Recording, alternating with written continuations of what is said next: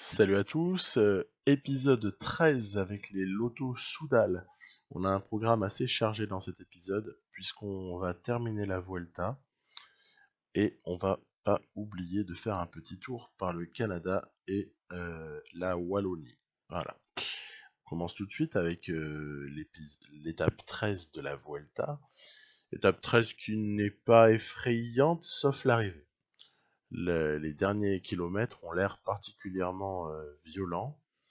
Ça n'est pas nécessairement à notre avantage. On verra bien comment ça se passe. Donc, vraiment pas grand-chose à signaler. Les échappés à l'orée de la dernière difficulté sont en train de se faire reprendre. Bref, on va s'expliquer entre leaders. Moi, j'ai fait rouler les coéquipiers. On voit Lambrecht là qui décroche définitivement. Wellens qui prend le relais pour emmener Thomas de Ghent.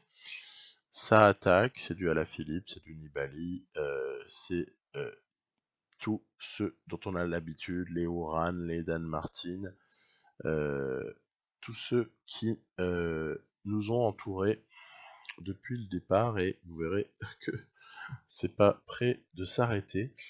Valverde, bien évidemment, avec son joli maillot vert.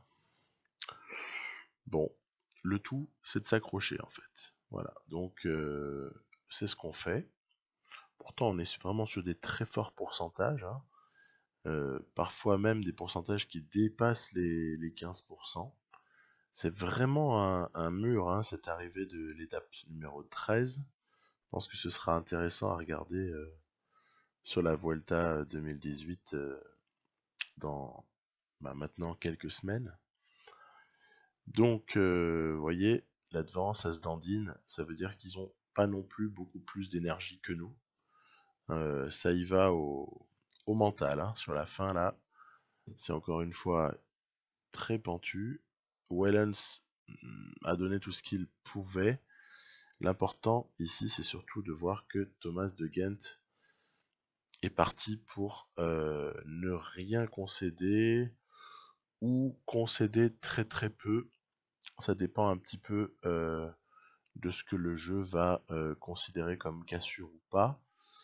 Derrière Dan Martin, voilà, puisqu'il y a les trois premiers qui sont arrivés, il y a un tout petit écart avant le groupe suivant, donc on va en avoir le cœur net dans quelques secondes, juste après avoir voilà un petit ralenti pertinent de la victoire de Uran. Uran qui fait vraiment figure de favori. Ah oui, 15 secondes, on nous a crédité de 15 secondes, très bien. Donc, par là même, Thomas de Ghent perd sa deuxième place. Ce n'est pas encore trop grave.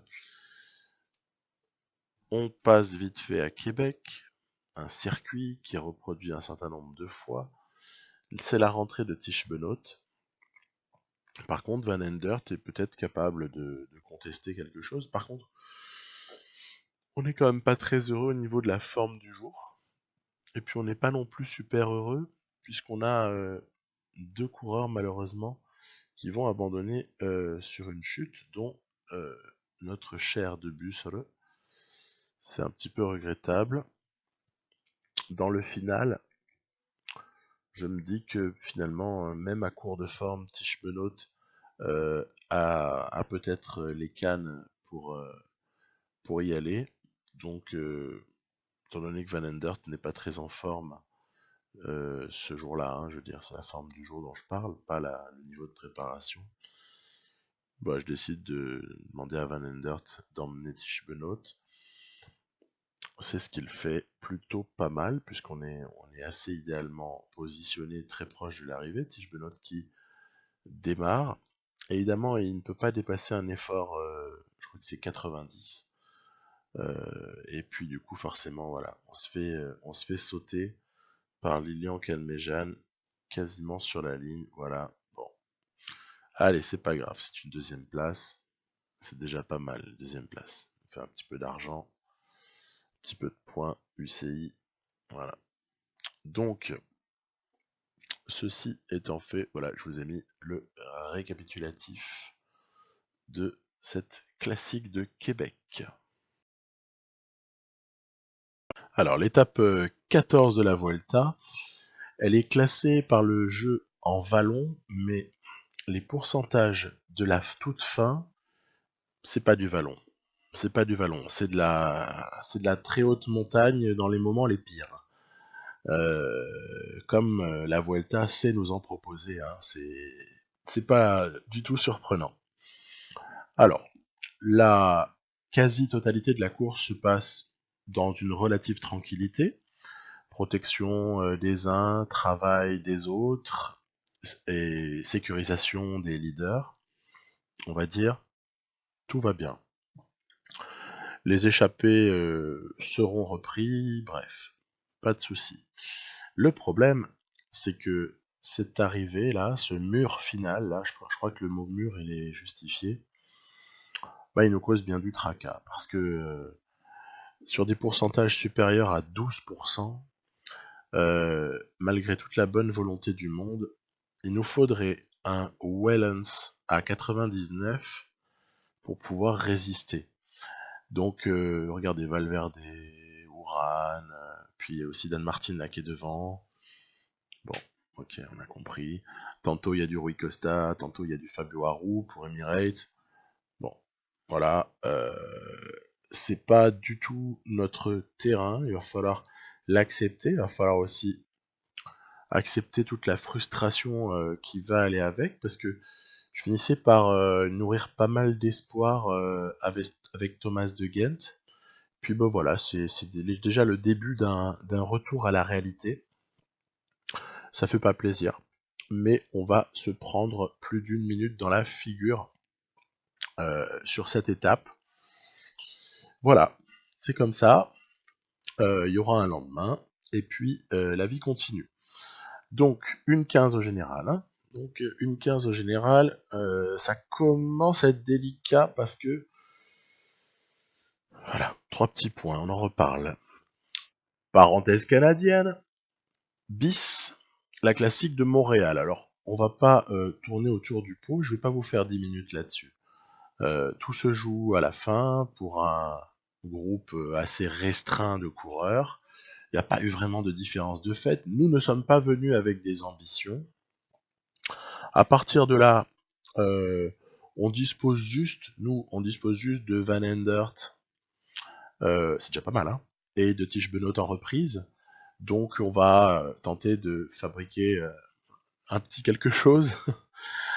Je vais essayer de mettre Benoît sur orbite, parce que même à 81%, il est plus performant que Van Endert à 93, donc ou 92.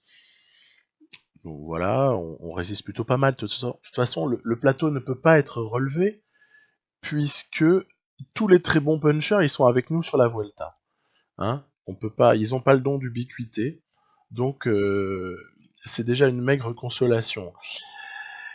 Ça, c'est vrai, hein, avec du Benoît en forme, ça va tranquille tout ça. Hein, mais allez, on ronge notre frein.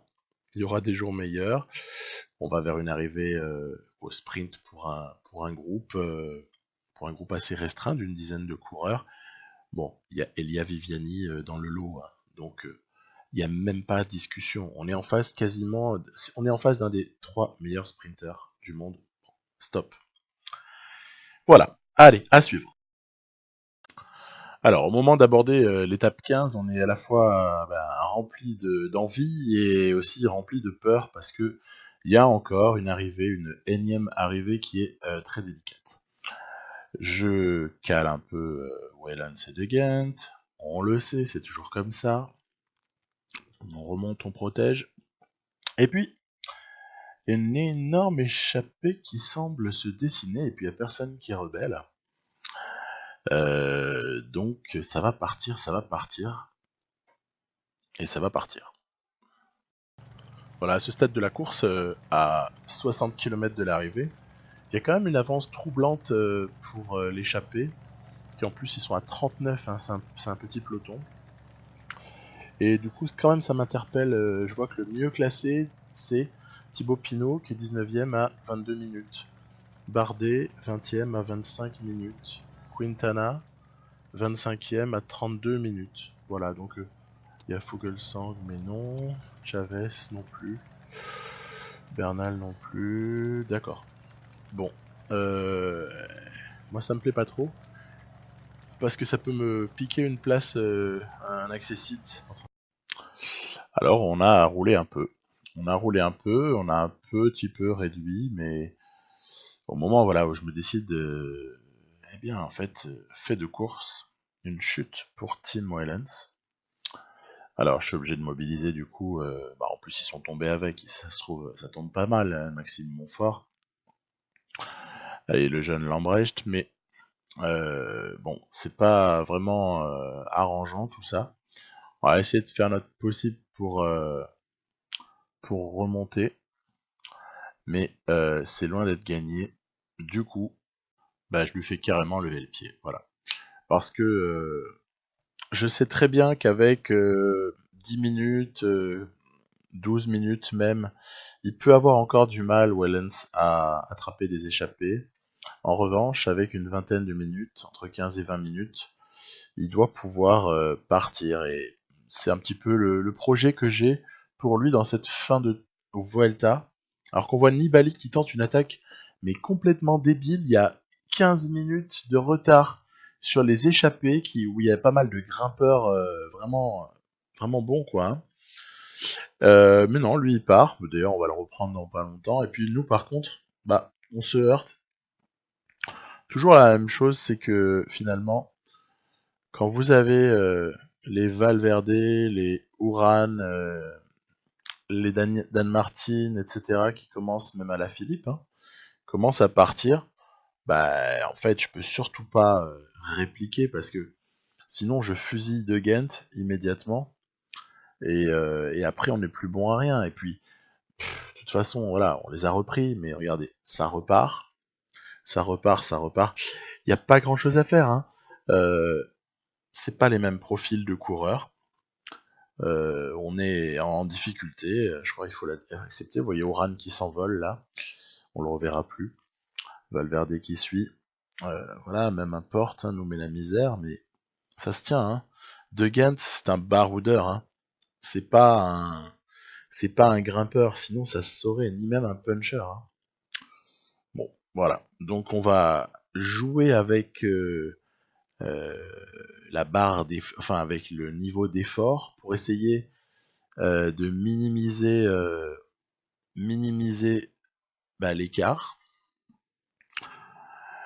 Voilà, on voit qu'au sommet, ce n'est pas pour la victoire d'étape hein, qu'ils se battent. Nous, on va bon an mal an arriver quand même finalement à sauver l'essentiel. Que 2 minutes de perdu, j'ai envie de dire, malgré le parcours. Puis on va quand même s'intéresser aussi à la victoire d'étape. Hein. Et ben c'est le jeune Egon Bernal, voilà, qui l'emporte au sommet. Magnifique, très belle victoire sur Esteban Chavez. Voilà. Et puis nous, ben, on a mangé, hein. Voilà, on a mangé, on est à 3,27, alors que se profile le contre-la-montre d'une trentaine de kilomètres suite à un jour de repos. Voilà. Et là, par contre, j'ai un peu d'espoir. J'ai un peu d'espoir, je teste avec Wellens pour voir un petit peu au niveau de la barre d'effort, etc.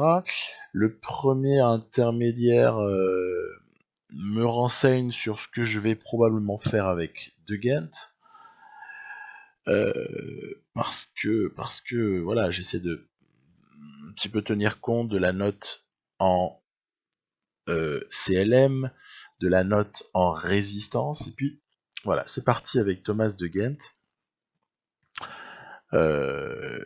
Je lui ai mis un effort au départ à 80, et puis il faut dire qu'il avait une sacrée forme du jour, donc pas mal le premier intermédiaire, c'est pas si mal, c'est pas si mal. Mais toutefois, bon, on n'est pas parti pour gagner, hein, que ce soit clair. On arrive au deuxième pointage. Allez, on s'en sort encore. On n'a pas trop perdu de temps. En revanche, sur la fin, ben, il va me faire. Je vais avoir un problème d'énergie, hein, de force restante. Et ouais. parce qu'en fait, j'ai un peu surestimé les possibilités de Thomas de Ghent vu les notes et la forme du jour. Voilà. Du coup, ben, on se retrouve maintenant à 4-12 de Uran qui a quasiment Vuelta gagné. On n'a plus que nos yeux pour pleurer. Alors, comme toujours, il y a un endroit idéal quand on a envie de pleurer, c'est d'aller en Belgique pour se consoler et reprendre le sourire. Et on va du côté de Namur pour une épreuve que j'aime bien. C'est super sympa ce Grand Prix de Namur là. Ouais, comme je vous l'écrivais, j'apprécie en plus cette ville, je la trouve très coquette. Il y a quelque chose de vraiment mignon, c'est super cool quoi. Donc on arrive au pied de la montée vers la citadelle. Alors au niveau graphisme, hein, je vais pas faire le relou. Hein. Déjà PCM nous propose des choses jolies, hein. Mais la montée, c'est pas tout à fait ça hein, à Namur. Hein. Mais bon, allez, on va pas polémiquer. On va pas polémiquer. C'est déjà sympa d'avoir un cadre comme ça, où on voit que nous, on essaie d'emmener le dénommé Van Endert avec Tish Benoît. Hein, on inverse les rôles par rapport aux classiques canadiennes, mais il y a quand même le dénommé McCarthy de Bora Hansgrohe qui est parti un peu avant nous et voilà, on n'arrive pas à refaire notre retard. C'est pas grave, on prend une deuxième place. Voilà, y a pas mort d'homme. Regardez, c'est joli, hein, la Belgique. Ah là là, qu'est-ce que ça fait du bien. C'est mignon, c'est mignon. Il y a des belles images de temps en temps, j'adore. J'adore. C'est aussi pour ça qu'on aime ce jeu et le cyclisme. Voilà, donc deuxième, ok, on passe à la suite.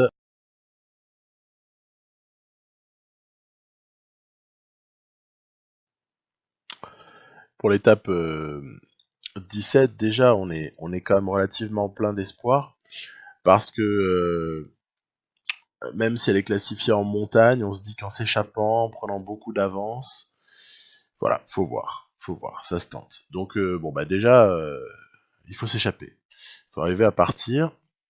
Je décide d'y aller à deux, d'emmener l'Ambrecht également dans l'échappée. Il y a d'autres équipes qui vont faire la même chose, qui vont avoir, bah, par exemple, les Lotto Jumbo, qui vont avoir vraiment, je crois, 4 coureurs, ou 3 ou 4 coureurs dans l'échappée. Elle va réussir à partir, cette échappée, même si elle va être contestée par le peloton un certain temps, mais bon, voilà, dès que la première difficulté du jour arrive, le peloton va lâcher, c'est souvent comme ça que ça se passe. On voit que derrière, Uran fait rouler ses équipiers, l'avance commence à grandir pour l'échapper, 5 minutes, 6 minutes, 7 minutes. On va même là, voilà, atteindre déjà presque 9 minutes d'avance. Bon, c'est parti. Après, j'avance un petit peu plus loin pour... oui, c'est pas passé énorme. Euh, pour vous montrer que bah, Wellens continue à bien se battre, à bien essayer de jouer les premiers rôles. Il y a aussi, voilà, il y a Dumoulin, il y a Kruijswijk, il y a Egan Bernal, il y a même Nibali qui est venu avec. Voilà, il y a du monde dans cette échappée.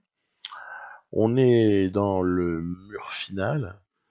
Ça commence à être un petit peu difficile, mais voilà, j'applique toujours cette stratégie de pas forcément répliquer aux attaques, mais plutôt essayer de remonter au train. En fait, je ne riposte à une attaque que si je peux, entre guillemets, m'accrocher à quelqu'un qui est, entre guillemets, moins fort en accélération. C'est souvent ça que je fais. Alors, en l'occurrence ici en montagne en accélération. Si le mec est moins fort, j'y vais parce que je sais que ça va pas me bouffer de la barre. Sinon, j'essaie plutôt de jouer au train, quoi. Voilà. Surtout que bah, Wellen c'était tout seul, l'Ambrecht s'était fait un peu... d'ailleurs il craque complètement, il s'est fait un peu décrocher. De Ghent Donc il y a eu 5e place pour Wellens. Hein. Victor de Kruiswijk. De Gent fait tout ce qu'il peut pour limiter les dégâts. Il va y arriver. L'écart va pas être immense. Vous voyez, maintenant il est à 6 minutes 30, mais Haru a pris un petit coup. Donc, allez, la 5e place est peut-être encore jouable, on sait jamais. Voilà, on va directement sur l'étape 18. Plate, comme on en voit presque jamais sur la Vuelta. Je décide de tenter aussi l'échappée avec Tim Wellens, et cette fois-ci, c'est Tosh van der Sande qui l'accompagne. Ouais, ben oui, il faut bien quelqu'un pour travailler quand même. Wellens, c'est pour le Money Time, et Tosh van der Sande, c'est pour aider à ce que l'échappée prenne du volume. Ça va, et on va dépasser à un moment donné, on va dépasser les 4 minutes. Ouais. Et puis, à l'approche de l'arrivée, ça revient. Moi, je vise la bosse, là, hein, évidemment. Hein. Je vise la bosse. C'est jouable. On va en placer une grosse d'accélération. Wellens, il est à 92%. Hein. Je pense que pour le championnat du monde, il sera nickel. Mais pour cette Vuelta, on n'aura pas toujours été dans la facilité. 2 hommes en tête qui collaborent, c'est Bodnar de Boransgrohe et Tim Wellens qui se retrouvent obligés de lancer le sprint. C'est à 2 doigts de revenir derrière, hein, mais ça revient pas. Eh bien, on se la tient, cette petite victoire. Non mais, il se passe quoi là? Non. Non, c'est pas vrai. C'est pas possible. Oh là là. On a perdu. Bon, voilà. Je ferai pas de commentaires. C'est comme ça. On a perdu. Donc, Tim Wellens, il a un petit côté Poulidor là, hein, dans cette période. Hein. Bon, bref, ça va pas trop. Il y a des chutes, machin. Ah, du coup, je vous mets en bleu des petites mises à jour de ce que j'avais prévu. Allez, la suite. Ensuite, l'étape 19. Alors, on a une surprise désagréable mais prévisible. C'est que Wellens est en -4, forme du jour. En revanche, De Gent, +5. Donc, du coup, repos pour Wellens, qui va décrocher au général, pour se laisser encore une possibilité le lendemain, peut-être de partir. Et De Gent va, soutenu plus ou moins bien par les coéquipiers, essayer de s'accrocher. Et en fait, les coéquipiers font pas un super boulot. En revanche, lui, avec sa forme +5, il est vraiment au taquet. Et il revient même sur le groupe favori. Bon, il y a quand même Valverde qui est échappé devant, mais Uran est juste devant. Hein. Voilà, hein, Uran en rouge. Bon, après, il va démarrer, il va aller chercher. Uran va aller chercher une 2e place, mais très honorable. Hein. Très honorable le comportement de Gent. Voilà, que vous apercevez ici en cette fin de Vuelta. Et du coup, on va se prendre un petit peu de bonus de temps par rapport à Fabio Aru, par rapport à Wout Poels.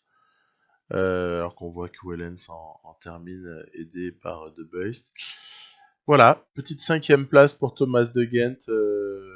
Peut-être qu'il y a moyen, sur un malentendu, de la conserver, on va voir.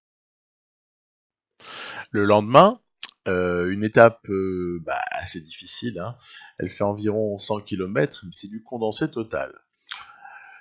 Je décide de laisser en automatique parce que Wellens est en mauvaise forme. De Gent, elle ne peut pas gagner une étape pareille. Du coup, j'ai envie de voir ce que l'IA fait quand elle gère. Elle fait du bon boulot. Alors, c'est Kruiswijk qui gagne. Voilà. Ensuite, nous, c'est des échappés. Hein, voilà, pas de souci. Nous, on n'est pas ridicule. Il y a Ouran qui, sur la fin, évidemment, met un gros coup de collier. Vous voyez, on est juste derrière. On est pas mal, et bah voilà, De Gat là il vient de franchir la ligne. Vous voyez, même devant Nibali, devant un tas de gens. Et voilà. 6ème quand même, malheureusement, on a perdu notre place. Mais c'est pas grave. Ouran a Vuelta gagné, et puis on fait la petite parade du lendemain avec l'arrivée à Madrid. Alors en fait, je vais quand même tenter un truc, ça me démange. Je vais quand même tenter quelque chose là sur cette étape. C'est un départ en costaud dans les derniers kilomètres pour Tim Wellens. Est-ce que ça va marcher ou pas? Je vous laisse l'imaginer sur une étape de plat, hein. Voilà, d'accord. Par contre, ce qui est assez cocasse, je trouve, sur cette étape, c'est que c'est Valverde qui va gagner le sprint sur Matthews. Honnêtement, j'aurais pas misé un copec là-dessus. Mais écoutez, pourquoi pas, il faut croire que Valverde termine en apothéose cette Vuelta, avec une magnifique victoire d'étape à Madrid. Donc Ouran a gagné, et de très belle manière, avec 5 minutes d'avance. Et regardez, c'est pour ça que je vous ai laissé la vidéo, c'est rigolo. Il y a les objets qui s'envolent. En fait, il a un magnétisme absolu. Esteban Chavez, meilleur grimpeur. Valverde, classement par points. Bernal, meilleur jeune. Et la Sky en général, classement par équipe. Donc, notre bilan, il est correct. 6ème de Ghent avec 2 victoires. On a porté le maillot. On a des places. C'est correct. J'ai hâte de passer à la suite. La suite, très très bientôt. Je vous salue bien. Bye bye, rendez-vous épisode 14.